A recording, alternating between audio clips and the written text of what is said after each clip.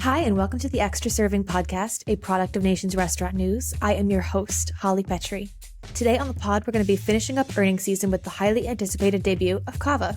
The fast casual restaurant brand rose to fame with its impressive debut on the stock market late last month and has been riding high since then, according to its earnings. The growing brand is planning massive expansion over the next few years and has seen sales jump year over year. More importantly, CAVA reached profitability in its first quarter as a publicly traded company. What does this mean for the future of the brand, and is it the next Chipotle amid comparisons from investors? Also, we're going to be talking about virtual brands. After the demise of MrBeast last week, there appears to be some hope for the virtual brand industry. Brinker, which closed its virtual brand for Maggiano's, has decided to add items from its virtual brand, It's Just Wings, to Chili's menus. Do virtual brands have more of an edge when they're tied to a restaurant brand? This week's guest is David Cox, the corporate executive chef of Norms. And now it's time to introduce my two co-hosts. I am Sam Oches, editor-in-chief of Nation's Restaurant News. And I'm Leigh Zinsmeister, managing editor of Nation's Restaurant News. And now I'm going to kick it over to this week's sponsor. Belgioioso Cheese is a family-owned and operated company specializing in artisan Italian cheese making. Using only natural ingredients and fresh, local Wisconsin milk, master cheesemakers handcraft a full line of exceptional cheeses, guided by a commitment to quality and a respect for tradition. Ask your distributor about Belgioioso's award-winning fresh mozzarella, burrata, ricotta, mascarpone, American grana, and Parmesan. At Belgioioso, every cheese is a specialty. All right, guys, so there's been a lot of news this week. We're not even touching on all of it, but there's been a decent amount of news this week. So what do you guys kind of think is happening this week that there's so much flurry of news for us to be talking about? Earnings. It's earnings, man. I don't know. Back to school, end of summer. You know, everybody's getting ready for the busy season. I don't know if this is a real thing, but it's like a pre-Labor Day, like, news dump. Like, we better wrap up everything we've been working on all summer while, everyone's been on vacation. We better get some things done and then head into fall ready to go. Yeah, there's so much news for me to choose from this week. I was spoiled by choices this week, which was so nice. I'm not always spoiled for choice. Well, not to mention, we are Nation's Restaurant News. So, keep it coming, by the way. It keeps us in business. We love news. Yeah, we love news. It's what we do. So let's start talking about CAVA, because I personally love this brand. I love to eat their food. But, and isn't that the most important thing of any of these stories, is that I love the brand? According to this podcast, yes. So CAVA just reported its first earnings since it's a publicly traded company now. They were really impressive. Alicia and I spoke on an episode of First Bite about how their sales are astronomical at this point. I mean, they're seeing double-digit sales growth year over year. They're seeing over 50% of their cash is in hand, and they have this return to profitability that some brands that have had similar public debuts have yet to see. So there have been a lot of comparisons to Chipotle and the fact that they have no debt at this point. So it's interesting to think about CAVA as the next Chipotle. What do you guys think? Yeah, I think the numbers back that up because, when you look at the fact that I think CAVA is now at like 269 locations or something like that. And they're planning to open, I think it was something like up to 75 locations next year. I might be butchering these numbers, but, on the whole, they have seemingly infinite runway. And by the way, while they do have competitors, they don't have any competitors at scale like they are. I mean, they are the biggest thing going for Mediterranean fast casual, and there are so many communities in America that do not have Mediterranean fast casual that it's just going to be this is a runaway train. Absolutely. I mean, the rest of their numbers are just incredible. 60+% year over year growth, 18%, I think, same store sales growth, 10% growth in traffic. All around is just really, really robust growth. And so, I mean, look, the Chipotle comparisons are inevitable because of their service format, the fast casual, the global nature of their menu. But there are any number of other fast casuals you could compare them to. I think CAVA, it's sort of a standing on the shoulders of giants situation, and I think that's what helps them be so smart about their business. They've got a great leadership team. They're building, a really formidable operation over there. But they're probably learning from the Chipotles and the Sweetgreens of the world. So I think that's a crucial thing for them, is that all of the fast casual development of the last 20 years, they've really taken that and learned from it, and they've made this incredible operation that is very profitable, very successful, and is really only at the beginning right now. I agree. Something like 5 years ago, Mediterranean fast casual was like the hot segment we were all talking about. It was like right before poke, and everyone, obviously not as much as now, but even back then, everyone was, trying to find the quote next Chipotle, or the Chipotle of this, or the Chipotle of that. And it was a pretty competitive space. There were a lot of fast casual Mediterraneans, but the way that CAVA has just like blasted away from the crowd and made it, it is the fast casual Mediterranean restaurant.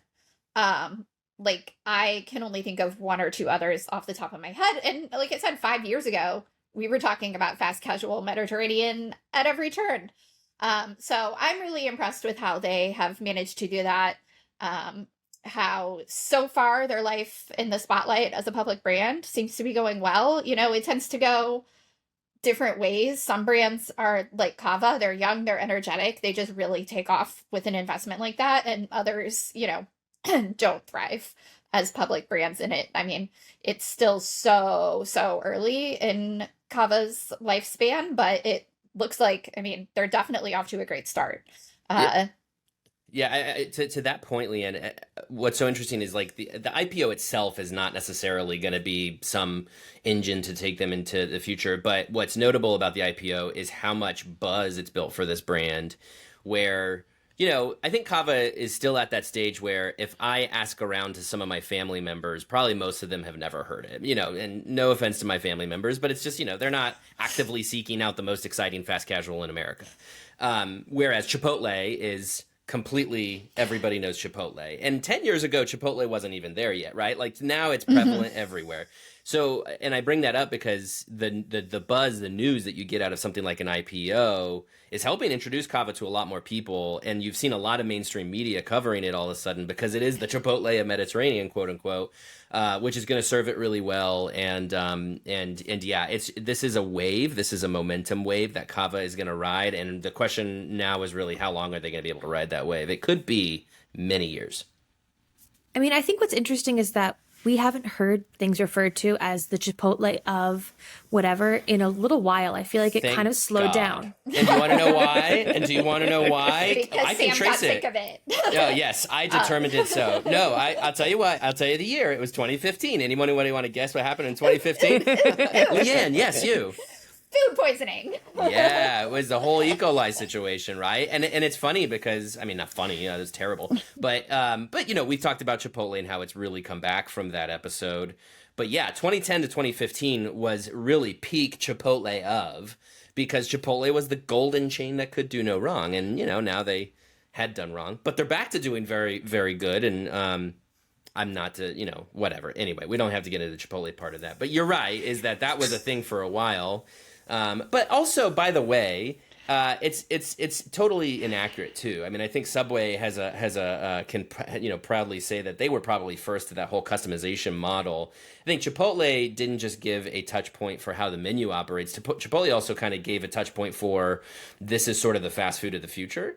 And CAVA absolutely represents that too, and many other brands as well. But yes, CAVA is following in Chipotle's footsteps in more ways than just their service format. Which I feel happened after the IPO. I think before the IPO, they were being compared to Sweetgreen. This was the first IPO since Sweetgreen. And I feel like I was seeing a lot of news in my feed that was like saying, is CAVA the next Sweetgreen? Comparing the two of them, seeing how it's going to happen. And then after the IPO and the successful debut, they were like, is CAVA the next Chipotle? And I think that really took a shift in the right direction when obviously they had profitability this quarter. We all know Sweetgreen has yet to turn a profit. So I think that that's an interesting thing to talk about too, is that they weren't just a successful IPO and died down. Like, there was a successful IPO, the traffic was up. Like, there is a real tailwind on this brand. I mean, I think it's going to do really well. Personally. Cava's also bigger than Sweetgreen now, right? I mean, Cava in its own right has become, Cava is going to be the touch point going forward. Is this the next Cava? They might not be there totally yet, but in the next couple of years, I think we'll get to that point. I mean, Sweetgreen and Cava have some connective tissue as well. Both of them really sprung up in urban areas, serving healthier food, kind of as this lifestyle brand. Like, that was really, both of those brands sort of held that.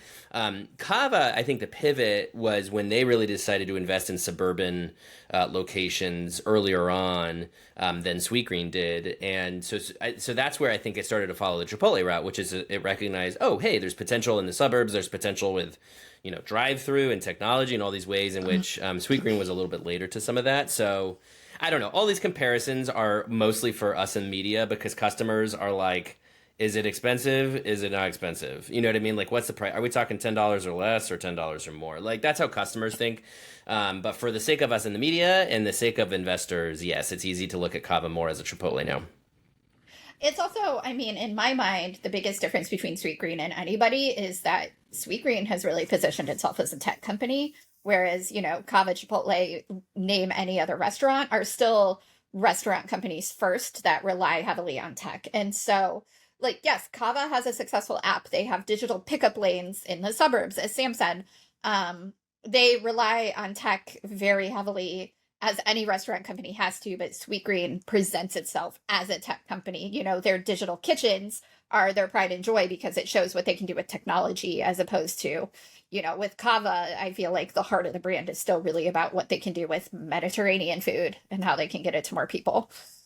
I will say the co-founders of Sweetgreen do not consider themselves a technology company. They consider themselves a restaurant brand. And if you want to hear more on that, turn to Sam's episode of Takeaway with Nathaniel Rue, who will also be speaking at Create. So you can hear as much of Nathaniel Rue talk as you want. So many plugs. I love listening to Nathaniel Rue talk. But really what I was saying is really about how the brand presents itself, because it's not necessarily just like the founder's intentions, but I think even a lot of my friends, think of Sweetgreen as like so tech heavy. Well, and one of the things that Cava's doing, I think that's reminiscent of Chipotle and is reminiscent of a lot of these other brands, is that they are opening pickup windows. They're going to have them in city locations, these pickup windows that, Sam, we were talking before the pod started about this increase in pickup orders and this decrease in delivery from a lot of brands that were reporting this earnings season. And I think that that's a great sign of how a brand is capitalizing on this pickup entity and how that's moving in that direction. Because Chipotlanes are super successful. I mean, like, they're crazy. And I think that it's, that was the first word I could think of. I was waiting for you to finish that sentence. I was hanging on your words. I was thinking of a right word and then I just said crazy. So don't love it, but sure. You do what you got to do. So what do you think about this trend of delivery decreasing, which, I mean, it did balloon, but it's decreased. We heard from Domino's, which is like such a delivery company, that it's decreasing. Yeah, well, and to rewind a little bit, it's funny because, talking about Sweetgreen considering itself a tech company, but now it's more considering itself a food company. And well, anyway, mostly just to say, again, some of these are narratives that we create in media, but are also narratives among customers, right? I think Sweetgreen in the early days did kind of create that narrative about being tech forward. But Chipotle and Cava, each in their own right, have really leveraged technology as well to make the service much, much more efficient, and even to make the back of house much more efficient. And Cava did talk about some of these ways in which they're leveraging technology. So just to close the Cava thread here, they are going to test a loyalty program. They're really investing more in their digital operations. So that all is they're beefing up that part of the customer experience in a way that's going to help them to scale and provide a much more, efficient and pleasurable guest experience. So that's one thing. But yes, to your point, Holly, the other thing that they mentioned is these pickup windows. And it is really interesting, just across earnings, as you mentioned, Domino's, Sweetgreen said this, Cava said this, Chipotle, I believe, said this. Delivery is down across those restaurants. And yeah, to your point, Domino's, like, delivery is what they do. But that's not that sales are down. It's just that pickup is up. And, not to give ourselves too much a pat on the back over here, but, we've talked in recent weeks about the fee fatigue and menu price fatigue. And I think that we're starting to see that play out in the delivery numbers. I have vented on this here podcast about the money I have spent on some delivery occasions that I have learned my lesson and won't do that again. And I think that's probably true across the board for Americans who are like, I just paid how much for delivery? Look, people are increasingly price conscious. There is price fatigue. There is fee fatigue, and that's going to hurt restaurants in the long run. And it's going to start with delivery because that's where you see the most fees. So here we are at earnings season, and that is true. Delivery's down, pickups up, because people are saying, you know what, I'll get off my butt and save $5. So it's interesting with CAVA because they're innovating around that, right? I mean, I'm sure these pickup windows are not just a split second decision based on the recent earnings. These are probably trends they've been seeing go back far in in the past. But pickup windows, are not just to assist those who are shifting their business from delivery to pickup. They're also going to assist the delivery process by having, of the availability of pickup for the delivery driver. All in all, a pickup window in itself is to create better throughput and efficiency for that side of the business. And you see this happening with lots of restaurants where they stick they're trying to pull the takeout and delivery pickup apart from the rest of the restaurant operation because they don't want delivery drivers coming in and standing in line with the guests. It just gets really messy. You got to pull these two things apart. So you've seen that more and more. That's what the CAVA pickup window is all about. I'm going to give things over to Leigh here right after I just say, though, broadly, is that delivery being down is something we should absolutely pay attention to because I think this is going to be a sign of what's to come for just general restaurant traffic and sales trends, because it could be sort of that bellwether or canary in the coal mine, if you will, of customers pushing back and saying, okay, I'm spending too much on restaurants, and you need to innovate around that. But yes, go, Leigh, you talk. Totally. I mean, everything I have to say just comes down to that innovation. I mean, look, I sound like a broken record, but every week I say it's about reaching as many customers you can as in as many ways as you can. And so if your customer isn't getting delivery anymore, you need to figure out how to get that customer into your store. Or is delivery down because dine-in is up or because pickup is up? It's going to be different for every brand, but figure out where that customer is, get them back to your restaurant. Even if it is, maybe you do away with delivery fees for a while, or I don't know how it works with third party, if like you can pick up the fees on certain deliveries. But yeah, and it's why chains are innovating. It's why we've got, Taco Bell opening a new prototype every 6 weeks and Chick-fil-A launching new prototypes. It's just really all about how can we get as many people in here as we can or get our food to them. So yeah, I'm not terribly surprised by the trend. I think like all things, it's gonna just come and go in waves. But definitely something to keep a pulse on. Well, and Domino's is a really interesting example of that because, Domino's was so delivery heavy for so long and they realized that they didn't have enough drivers. And so they pivoted to these carry out hero campaigns where they were basically giving somebody a discount on their next purchase if they carried out their food, if they picked it up in person. And that campaign, they first launched and then they next launched a partnership with Uber Eats to get their name out more, but they still had their drivers delivering. So I think that Domino's is kind of the key to this because they've been seeing these trends for a while and have been acting on them and have been pushing towards getting a better result. And they've been actively moving away from delivery. Like it shows in their numbers that the delivery is down, but they've been actively going away from that. And I think that's the real turn here is that delivery is going to be down for a while. I think that we're going to see people dine in more, that we're going to see people carry out more because it's just easier. Sam, you talk about it all the time, how it's just easier for you to go to a drive-thru than it is to go inside a restaurant. Yeah, I mean, that's true of me in the suburbs, not as true for you guys in New York City, right? I mean, and so there's always going to be a little bit of a difference based on lifestyle and time pressures, right? I mean, drive-thru is great because, yeah, I can get in my car, run over there really quick, kids can stay in the car. But sometimes I don't have 15 minutes to give to go get the food, and that's different for everybody. I do want to flag, though, I'm pretty sure, somebody correct me, please, if I'm wrong here. I think DoorDash sales are up. So I will counter my own point to say that delivery in itself is not going away.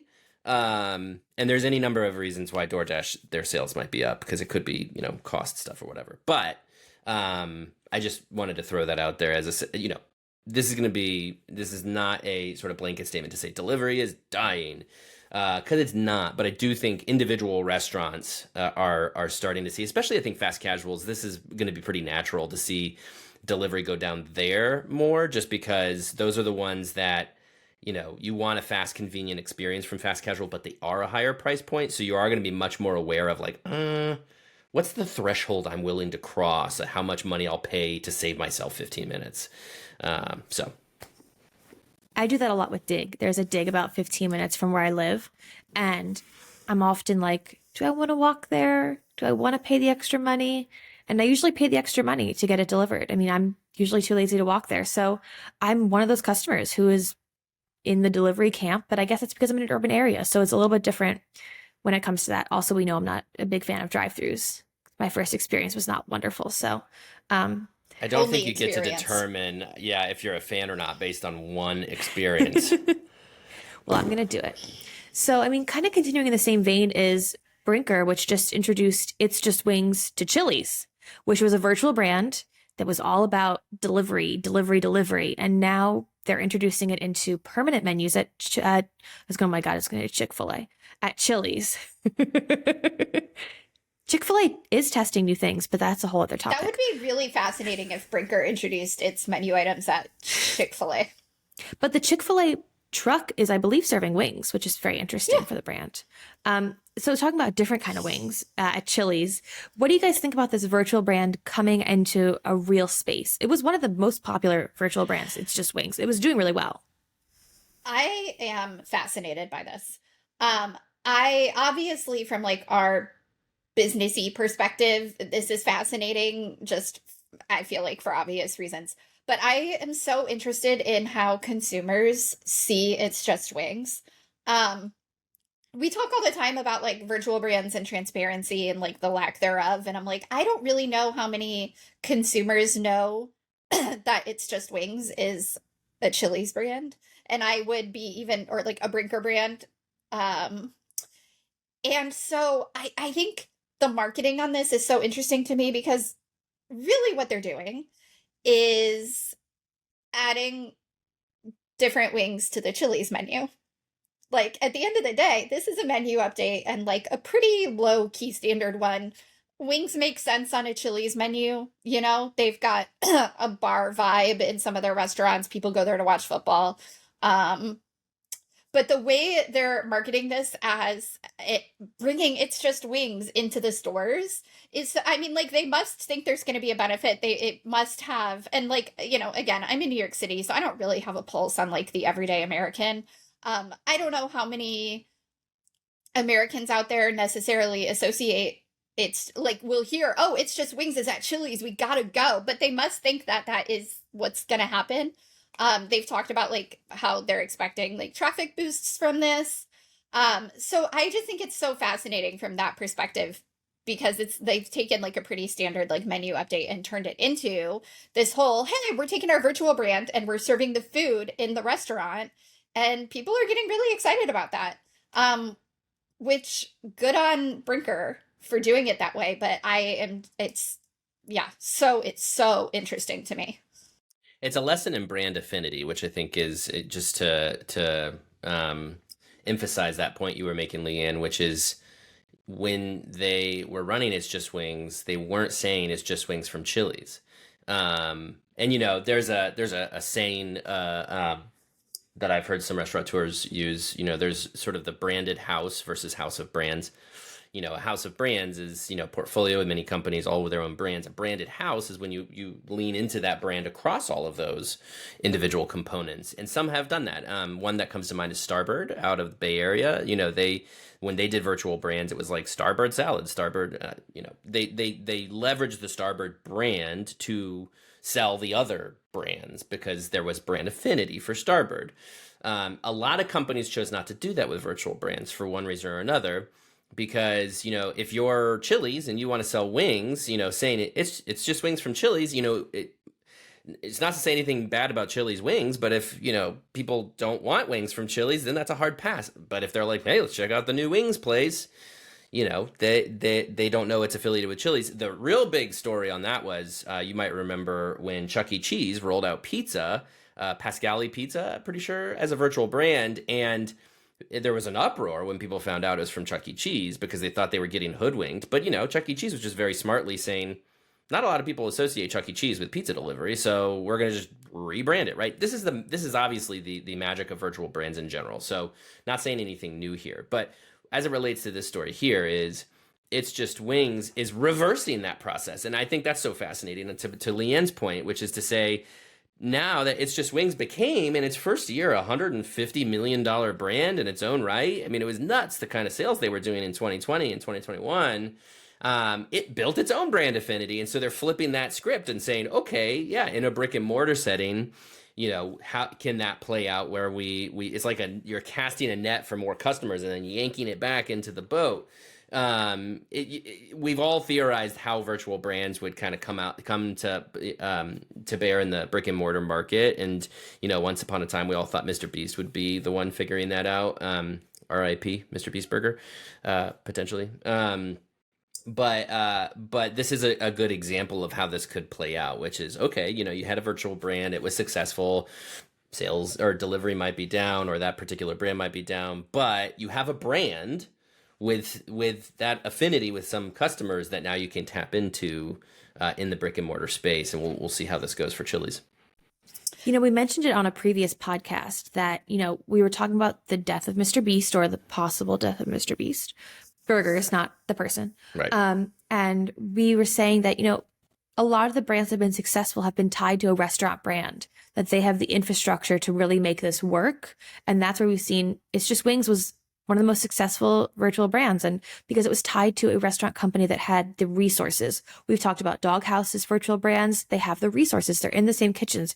What MrBeast was failing on is the consistency, because they weren't made in the same kitchens. They were made in different kitchens, or kitchens that weren't necessarily made to make that kind of food. And so it made the consistency not great. But I feel like the restaurant companies have really been able to nail the consistency. And that's the difference in the virtual brands that have succeeded versus the ones that have failed.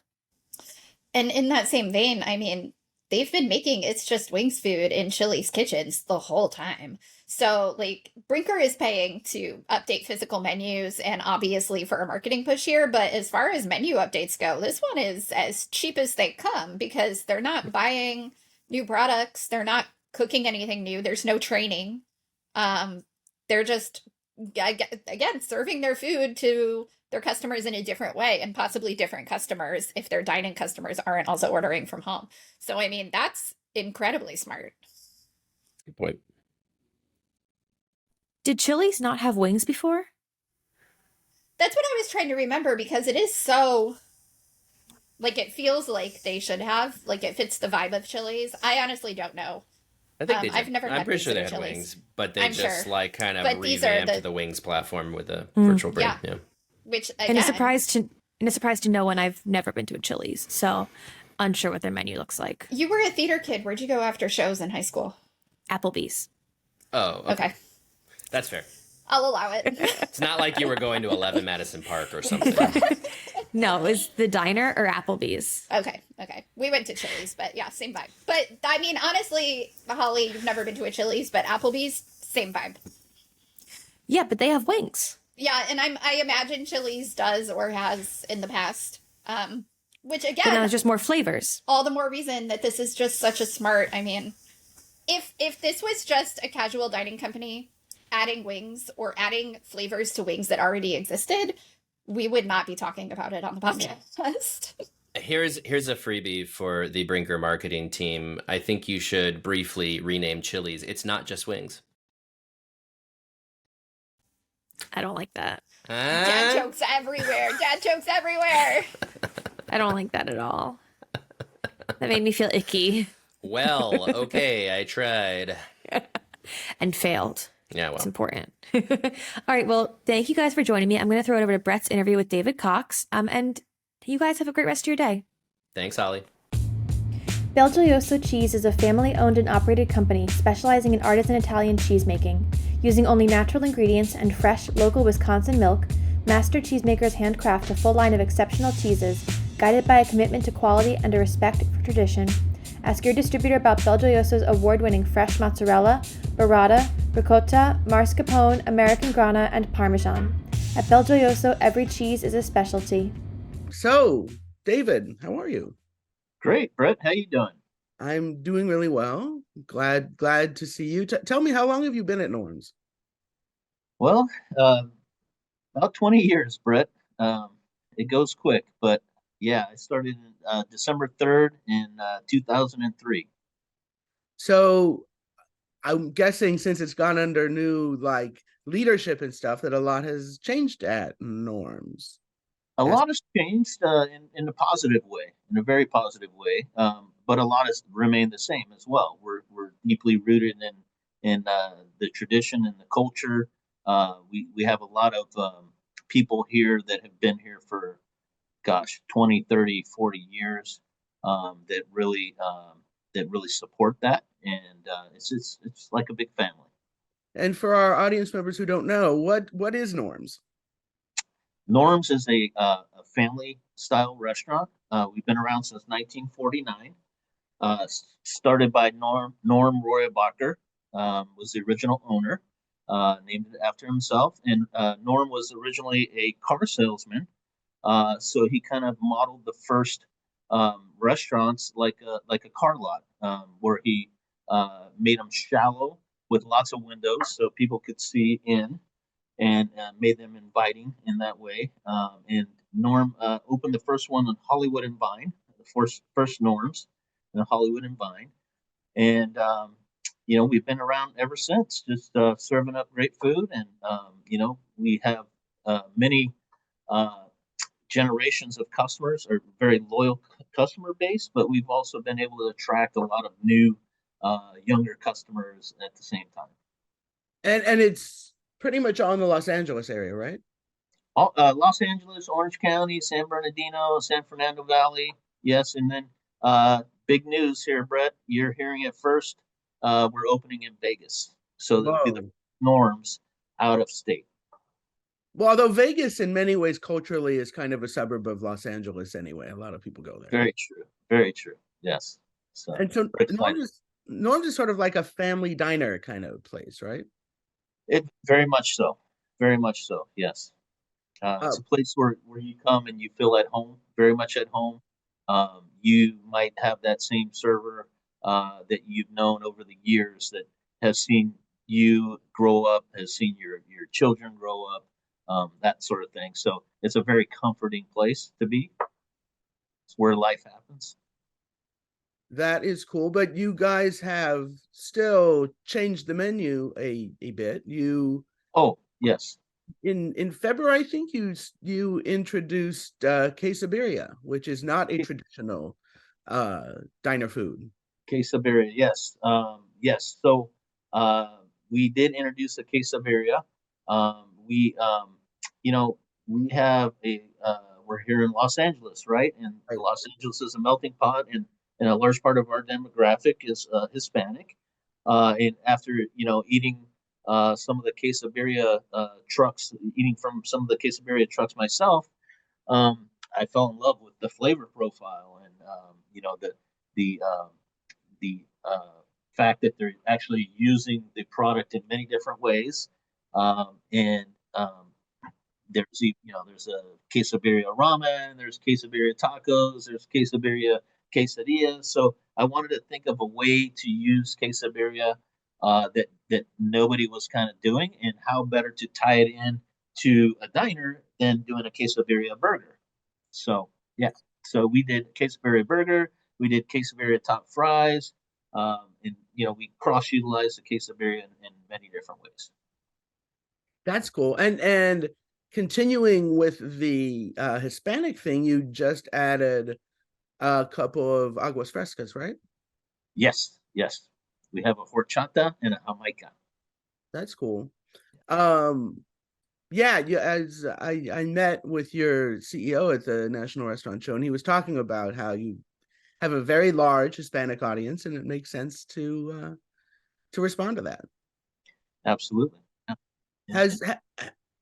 Since you joined Norms, the entire food world has changed. Food used to be, something thought about during meals, and now it's really at the center of our culture in the United States. So how have you evolved the menu during that period to kind of bring in whatever it is that you think Norm's customers need? Well, just looking at where the gaps are, in our menu, and also in the segment.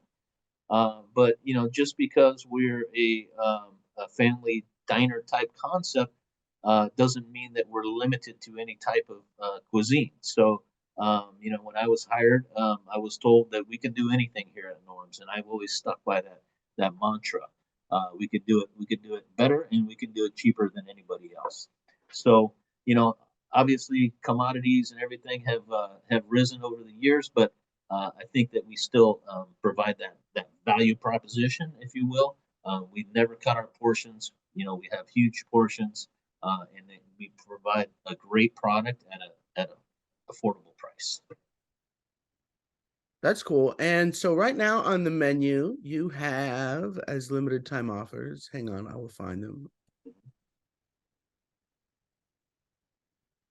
You got a country kitchen skillet, and you got chicken and waffles, Yes, and an avocado eggs Benedict, and a Hispanic eggs Benedict, El Benedicto. Can you talk about? on a sope shell. Yeah. So the El Benedicto was inspired by a sope, which is a traditional, Mexican appetizer, It's sort of a corn cake, right?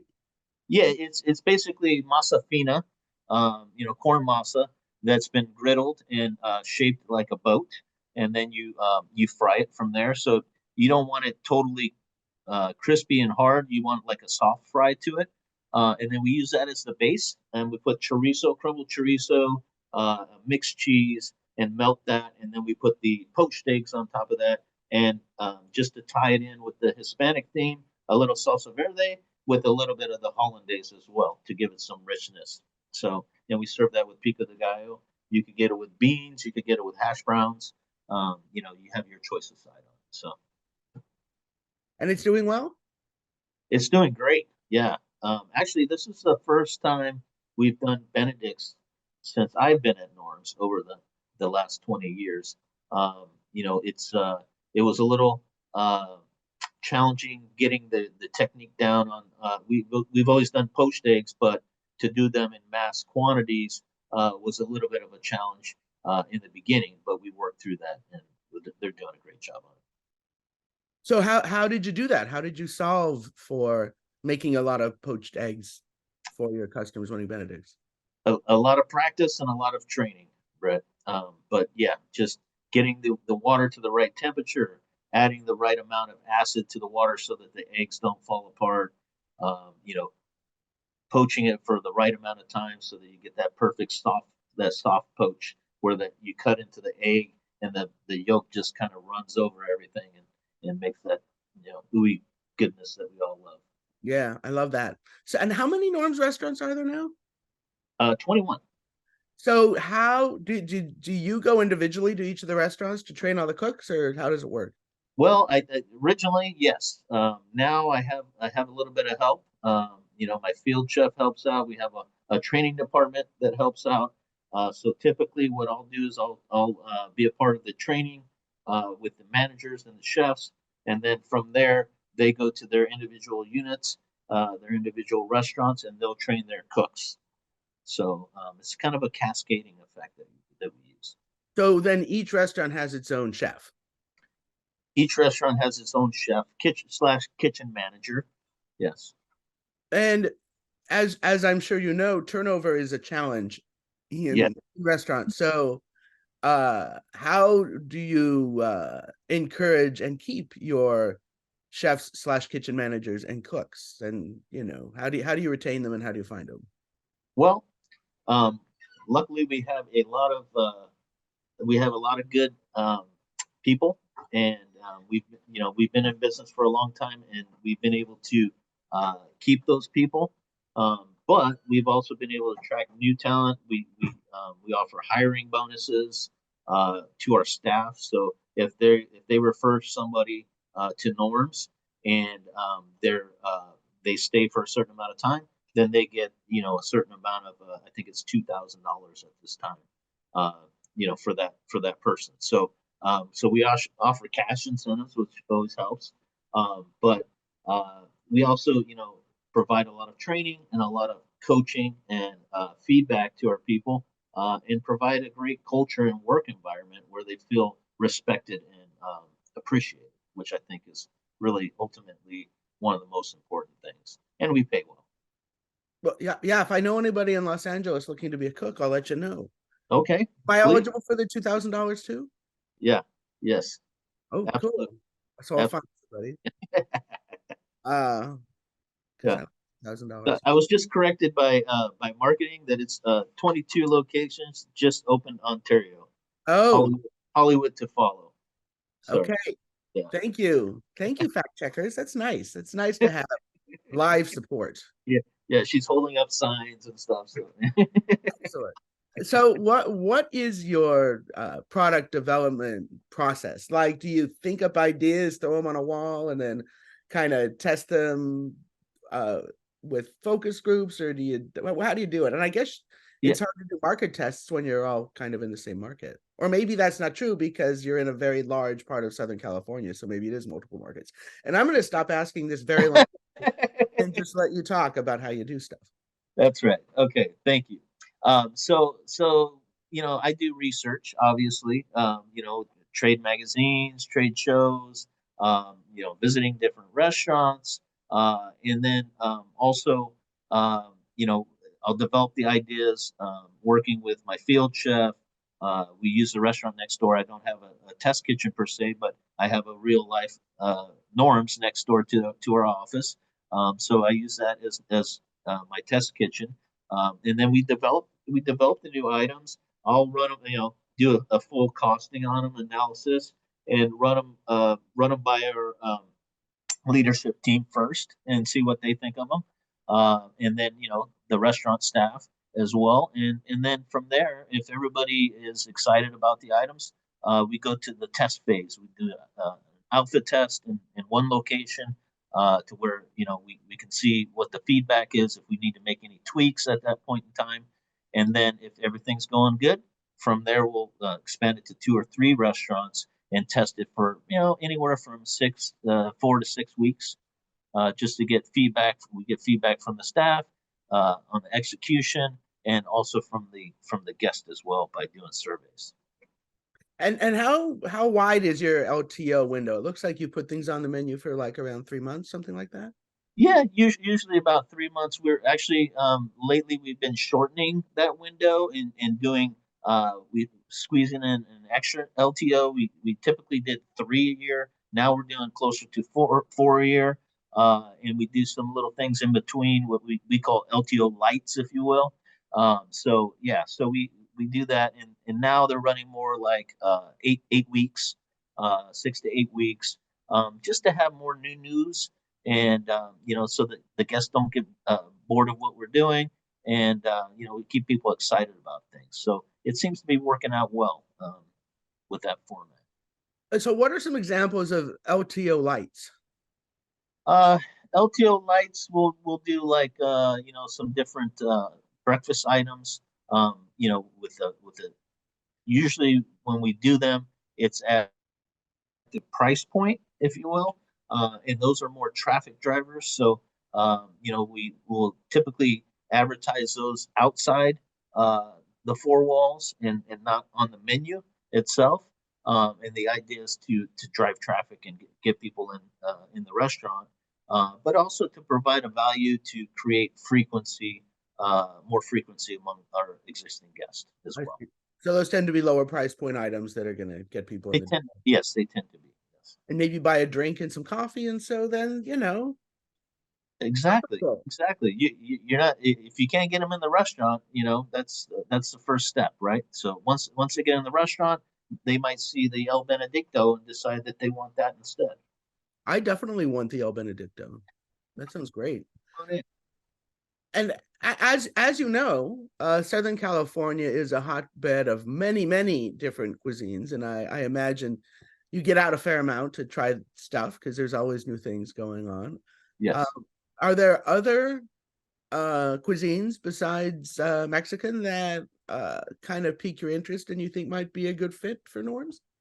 Yes, Mediterranean. I've done Mediterranean, Asian, Southeast Asian, a little bit of Peruvian as well. So yeah, a little bit of everything really. I'm classically French trained, so there's even been times where we've done some things on the French side, if you will. I mean, hollandaise sauce on a Benedict, that's French. That's Exactly. classic. One of the mother sauces, right? Yeah. Exactly. And you have some barbecue on the menu? You have ribs on the menu right now? Right? We do. I'm a big barbecue fan. I've done some extensive R&D there, touring, and yeah, we have right now we're featuring our St. Louis ribs, where there's we use a Memphis style rub on them and slow cook them, for hours. And then we finish them off with a more traditional Kansas City style barbecue sauce. And then we offer them different combinations, with chicken tenders, with shrimp and chicken tenders, as a full rack, as a half rack, that sort of thing. And you have some mac and cheese specials too, right? You got one with bacon. Yep. You got sriracha mac and tots. So you got some Asian there, sriracha. A little Asian thing. What exactly is a mac and tot?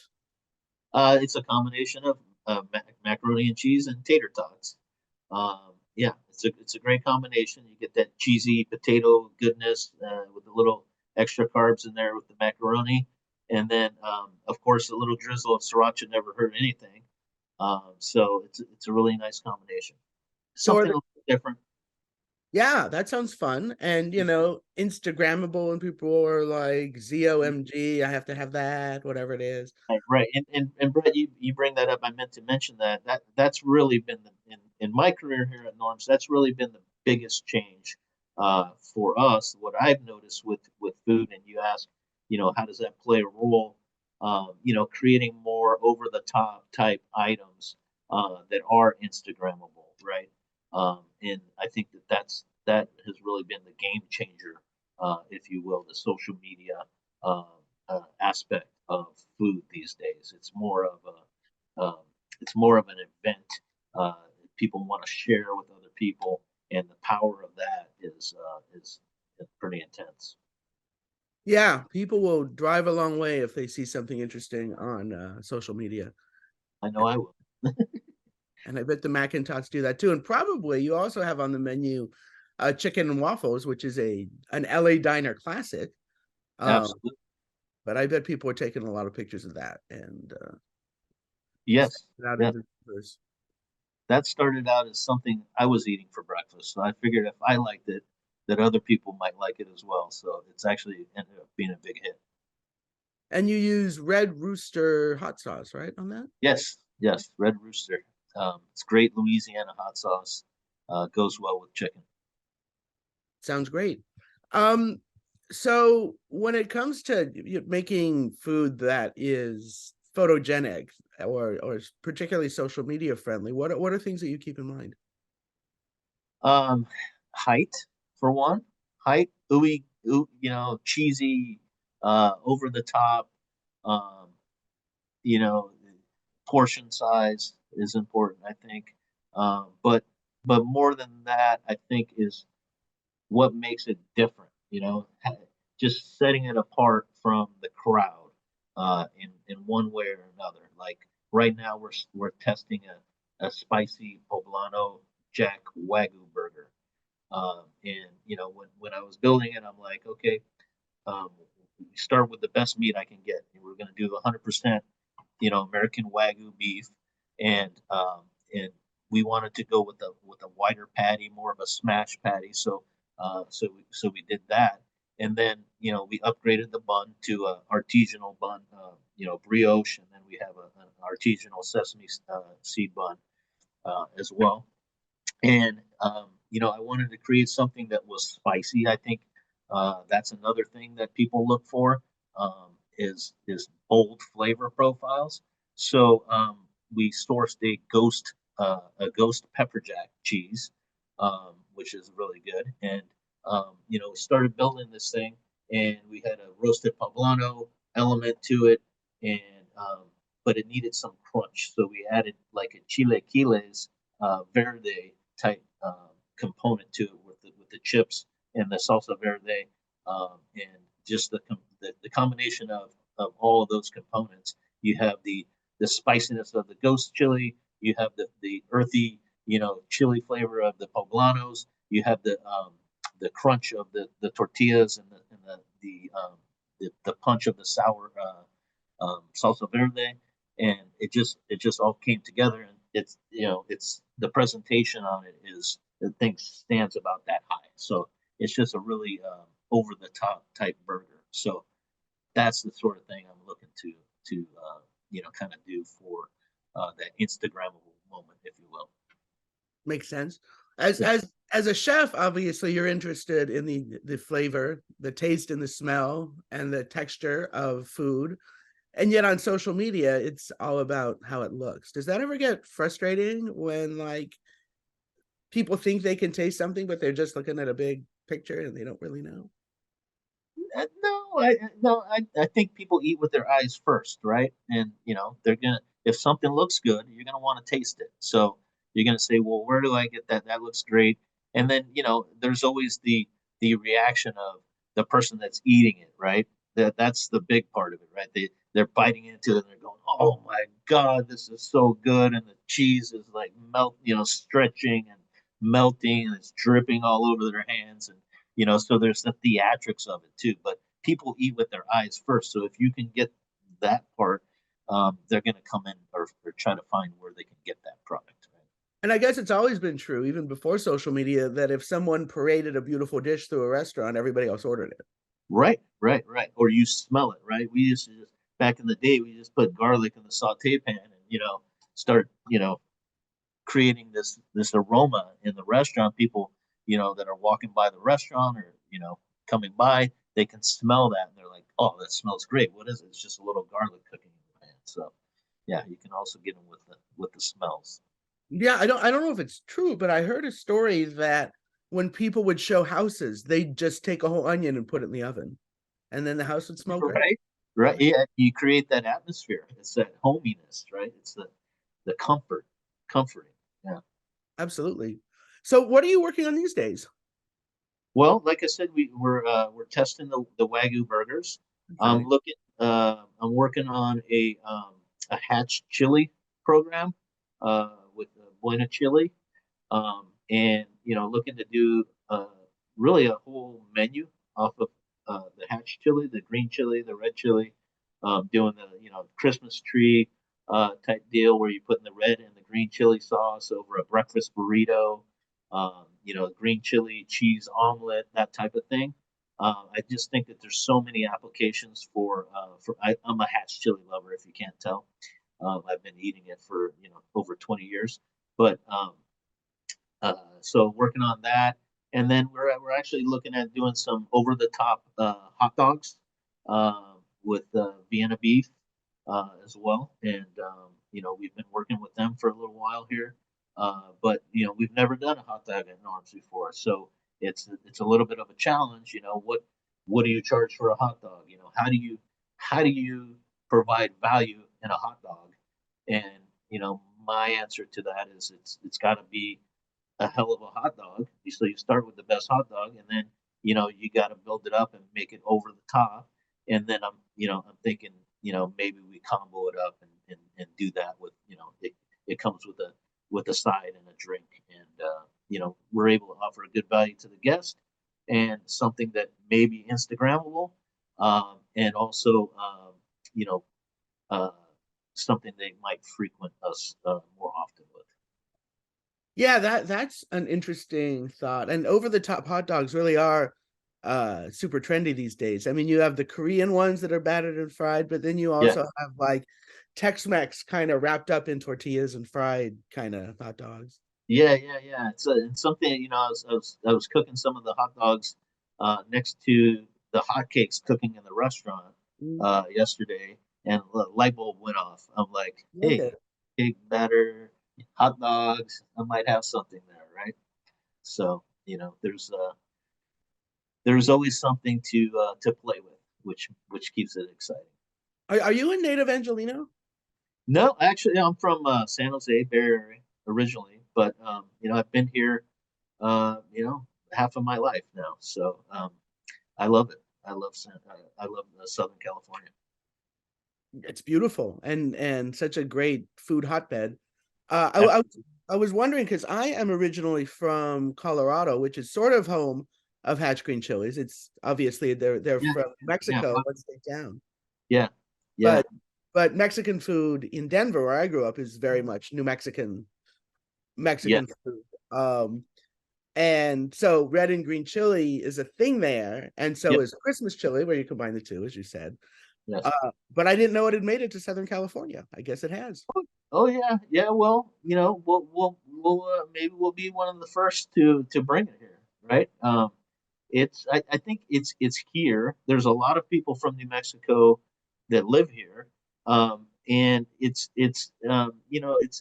funny because I actually live in Orange County, and when I first got here, the only place I could get green chili was, well, I could order it by, but it was very expensive, so I would go to like La Puente and stand in line for hours, to get green chili.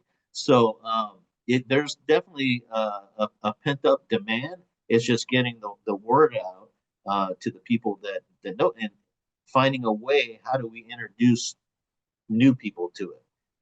And that, is always my success has been in putting it in things that they feel comfortable with trying, like a burger or a hot dog or an omelet, or things that they have some level of comfortability with, but they'll take a chance on, okay, it has green chili in it, so When they're familiar with chili, they're familiar with spicy things. So yes, absolutely. Yeah, yeah, and the Hatch people have done a really good job at promoting their products, so that yep, nationally, I think people are now familiar with it, which is exciting. absolutely. Yeah. Uh, what else? What else are you working on? The hot Uh, dog is exciting. what? Hmm. Any drinks? Yeah, we're actually well, we do a cold brew now. We're looking at a horchata cold brew as well.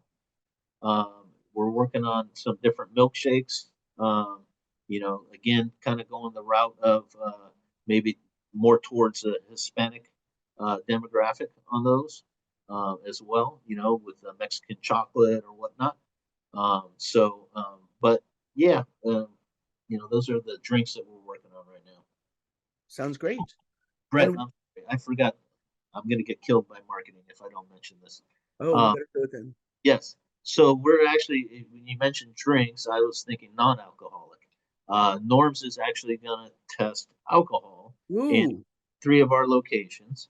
Yes. So I'm actually working with the brewer at Common Space Brewery, and we've developed an IPA that we're going to brew. They're going to brew for us, and this IPA is gonna hit the retail market first before we get our license and everything in place. But we're going to feature it in our restaurant after that.